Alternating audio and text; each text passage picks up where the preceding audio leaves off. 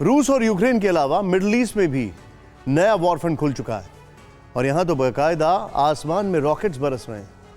Israel और फिलिस्तीन के बीच भी घमासान जारी है।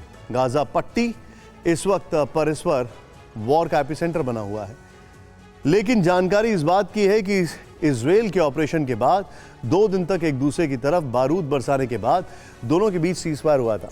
हालांकि इजराइल की मीडिया का दावा है कि यह सीजफायर 10 मिनट भी नहीं टिक सका और फिलिस्तीन की तरफ से रॉकेट को इजराइल की तरफ दागा गया।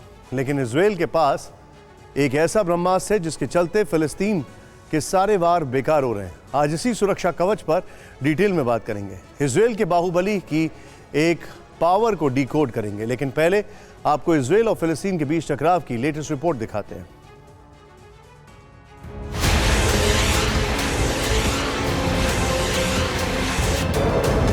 इजराइल और फिलिस्तीन के बीच टकराव किस हद तक बढ़ चुका है, इसका अंदाजा इन तस्वीरों से लगाया जा सकता है। अभी दोनों के बीच सीजफायर को ज्यादा वक्त नहीं बीता था कि एक बार फिर हवा में इजराइल की तरफ रॉकेट उड़ते हुए दिखाई दिए। इजराइल के न्यूज़पेपर्स इसी तरह का दावा करते हैं। द जेरूसलम पोस्ट के मुताबिक सीजफायर के सिर्फ 8 मिनट बाद ही इसका उल्लंघन शुरू हुआ। गाजा पट्टी की तरफ से साउथ इजराइल की तरफ कई रॉकेट दागे गए। हालांकि इजराइल डिफेंस फोर्सेस की तरफ से टारगेट्स को हिट किया गया। दावा किया गया है कि इस्लामिक जिहाद मूवमेंट से जुड़े आतंकियों के ठिकाने पर काउंटर अटैक हुआ।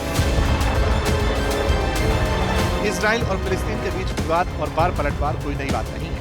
गाजा पट्टी और वेस्ट बैंक के साथ यरूशलेम को लेकर सालों साल से इसी तरह का टकराव बना हुआ है। कभी इजराइल का पलड़ा भारी रहता है तो कभी हमास और फिलिस्तीन का इस्लामिक जिहाद ग्रुप अपनी जीत का दम रखता है।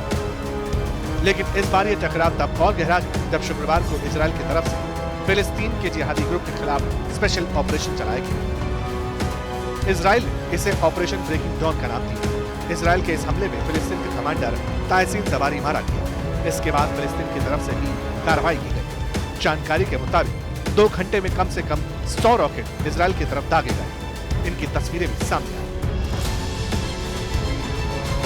इजराइल के न्यूज़पेपर का दावा है कि शनिवार रात से लेकर सीजफायर के ऐलान तक हमास और फिलिस्तीन के आतंकी गुट की तरफ से सैकड़ों मिसाइलें दागे इजराइल को टारगेट करने की पूरी कोशिश की गई, लेकिन हर बार उनका वार बेकार साबित हुआ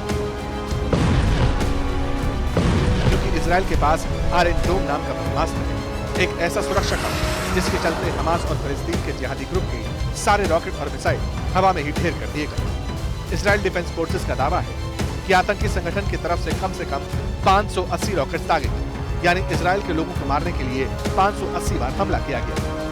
इजराइल की सेना के मुताबिक उनके आयरन डोम सिस्टम ने इनमें से 97% रॉकेट्स को इंटरसेप्ट कर दिया, उन्हें हवा में ही नष्ट कर दिया।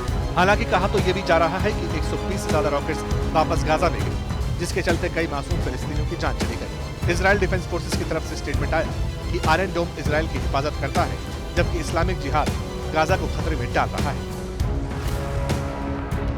इस सब के बीच इजराइल डिफेंस फोर्सेस की तरफ से बाकायदा रॉकेट के फायर होने को लेकर एक मैप भी रिलीज किया गया। कहा गया है कि शनिवार रात 9 बजे से ताबड़तोड़ रॉकेट दागे गए, जिन्हें लगातार न्यूट्रलाइज कर दिया गया। बेत लाहिया, बेत हनून और जाबलिया कैंप तक रॉकेट को आयरन डोम मिसाइल टेक्निक ने ध्वस्त कर दिया।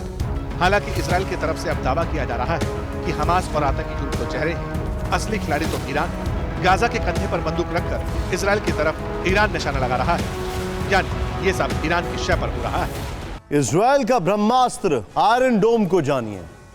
ये ground to air defence system है। रडार और तामीर इंटरसेप्टर मिसाइलों से लैस है।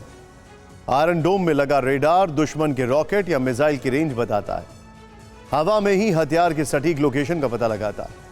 हमला होते ही इंटरसेप्टर मिसाइलें एक्टिव हो जाती हैं। आयरन डोम में फाइटर प्लेन, हेलीकॉप्टर को भी उड़ाने की क्षमता है। इजराइल का यह घातक एयर डिफेंस सिस्टम 90% मिसाइलों को हवा में ही मारता है।